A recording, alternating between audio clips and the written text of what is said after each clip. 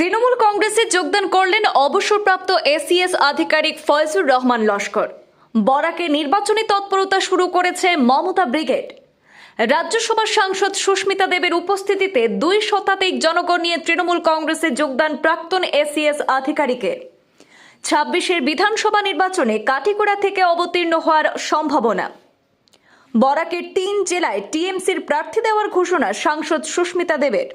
2026 সালে বিধানসভা নির্বাচনকে সামনে রেখে বরাক উপত্যকায় রাজনৈতিক তৎপরতা জোরদার করল তৃণমূল কংগ্রেস। ভারত বাংলাদেশ সীমান্ত সংলগ্ন কাছাড়ের কাটিগড়া বিধানসভা সমষ্টির জালালপুরে তৃণমূল কংগ্রেসের পক্ষ থেকে এক বিশাল জনসভার আয়োজন করা হয়। কাছাড় জেলা তৃণমূল কংগ্রেসের সভাপতি রাজেশ দেবের পৌরোহিত্যে এই জনসভাটি অনুষ্ঠিত হয়েছে। এদিনে জনসভায় উপস্থিত ছিলেন রাজ্যসভার সাংসদ সুস্মিতা দেব। তার উপস্থিতিতে তৃণমূল কংগ্রেসে আনুষ্ঠানিকভাবে আজ যোগ দিয়েছেন আসাম সরকারের অবসরপ্রাপ্ত এসিএস আধিকারিক ফয়জুর রহমান লস্কর। তার সঙ্গে প্রায় 2 শতাধিক স্থানীয় মানুষও তৃণমূল কংগ্রেসে যোগদান করেছেন। সভা শেষে সাংবাদিকদের সঙ্গে কথা বলতে গিয়ে সাংসদ সুস্মিতা দেব জানান, গত 6 মাস ধরে কাটিগড়া বিধানসভা এলাকায় তৃণমূল কংগ্রেস ধারাবাহিকভাবে সংগঠন গড়ে তোলার কাজ করছে। তার বক্তব্য, এলাকায় শক্তিশালী সংগঠন গড়ে তোলাই দলের মূল লক্ষ্য। এদিন তিনি আরও জানান, ভবিষ্যতে যদি প্রাক্তন এসিএস আধিকারিক ফয়জুর রহমান লস্কর তৃণমূল কংগ্রেসের দলীয় মনোনয়ন দাবি করেন, সেক্ষেত্রে তার প্রতি ব্যক্তিগত সমর্থন থাকবে বলেও সংবাদ মাধ্যমের কাছে স্পষ্ট করেছেন সাংসদ সুস্মিতা দেব। এই জনসভা এবং যোগদান কর্মসূচির মাধ্যমে কাটিগড়া সমষ্টিতে তৃণমূল কংগ্রেসের সাংগঠনিক শক্তি আরও বাড়ল বলেই মনে করছে রাজনৈতিক মহলের একাংশ। এই সুযোগটা কে করে দিয়েছে? মমতা বন্দ্যোপাধ্যায় করে দিয়েছে। অকৃতজ্ঞ বলে চলবে না, আমাদের ফিরে মমতাদিকে এই সম্মানটা দিতে হবে। আজকে মমতা বন্দ্যোপাধ্যায় কিছু পাওয়ার নেই, উনার কিছু পাওনা নেই, কিন্তু বরাকের আওয়াজ, আসামের আওয়াজ রাজ্যসভাতে যদি কেউ পৌঁছে দিয়ে থাকে, সেই নেতৃত্ব হয়তো মমতা বন্দ্যোপাধ্যায়। যারা আজকে যোগদান করেছেন তৃণমূল কংগ্রেসে, আমি আপনাদের প্রত্যেককে বলছি যে তৃণমূল কংগ্রেস করবেন আর মাথা উঁচু করে করবেন। তৃণমূল কংগ্রেস করবেন, মাথা উঁচু করে করবেন। যারা কংগ্রেস থেকে এসছেন বা বিভিন্ন দল থেকে এসছেন, কংগ্রেসের আদর্শের সঙ্গে আমাদের কোনো মতভেদ নেই।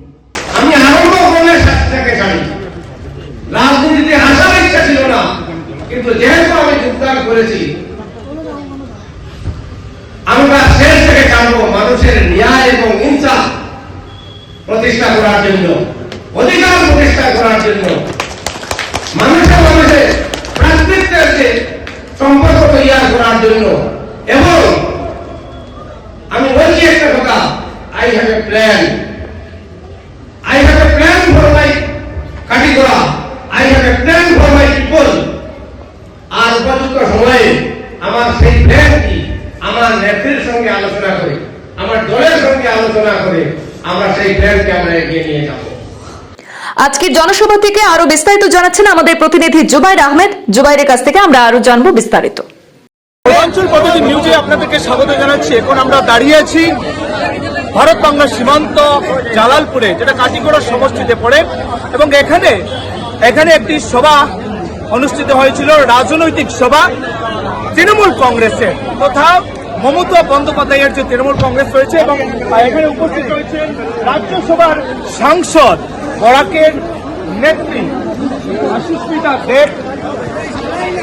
এখানে উপস্থিত রয়েছেন জেলাস্তরীয় তৃণমূল কংগ্রেসের নেতাগণ, সভাপতি উপস্থিত রয়েছেন কাছাড় জেলার, এবং এখানে উপস্থিত রয়েছেন আজকে যিনি যোগদান করেছেন তৃণমূল কংগ্রেসে কাটিগড়া বিধানসভায় লড়ার জন্য, বিধানসভা নির্বাচনে প্রতিদ্বন্দ্বিতা করার জন্য যিনি প্রস্তুতি নিচ্ছেন, প্রাক্তন এসিএস অফিসার, কাটিগড়ার পরিচিত মুখ ফয়জুর রহমান তথা এফআর লস্কর।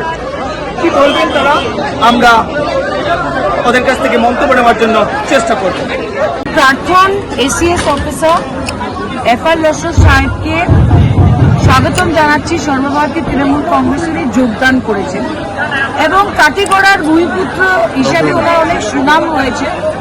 উনি প্রথমে যখন আমার কাছে প্রায় 6 মাস আগে আসলেন, উনি বললেন যে কাঠিগড়াতে আমি তৃণমূল কংগ্রেসের সংগঠনটা শক্তিশালী করতে চাই এবং মমতা বন্দ্যোপাধ্যায়ের নেতৃত্ব আমি নেতৃত্বতে প্রেরণা পেয়ে আমি তৃণমূল কংগ্রেসে জয়েন করব।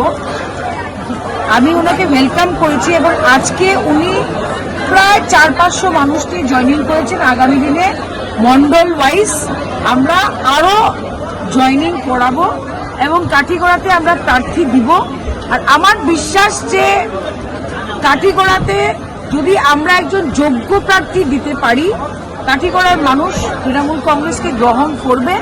আর বিধানসভাতে আমার বিশ্বাস যে তৃণমূল কংগ্রেসের বিধায়ক থাকলে ভালো করে কাঠিগড়ার উন্নয়নের জন্য কাজ করতে পারবে।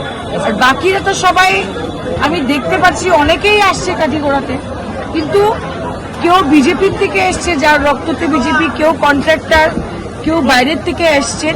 কিন্তু এফআর সাহেব যদি আগামী 2 মাসের মধ্যে নমিনেশন চায়, আমি নিশ্চয় সেটাকে সাপোর্ট করব।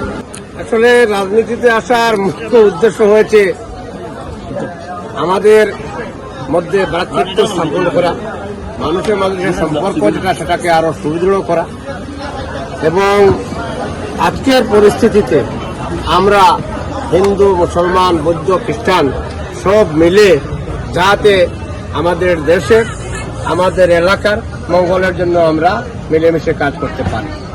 কাঠিগড়ায় শোনা যাচ্ছে যে আপনি তৃণমূল কংগ্রেস থেকে এবার প্রতিদ্বন্দ্বিতা করছেন 2026-এর বিধানসভা নির্বাচনে, কি বলবেন সেটা? দেখেন, এটা দলীয় সিদ্ধান্ত।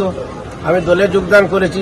আমি দলের এক আদর্শ সৈনিক হিসাবে আমি দলের যে সিদ্ধান্ত আমাকে দেওয়া নেবে সেই সিদ্ধান্ত আমি মেনে নেব। আপনার ইচ্ছা আছে বিধানসভা লড়তে? ইচ্ছা অনিচ্ছার কথা আমি বলছি না, আমি দলের সিদ্ধান্ত মেনে নেব।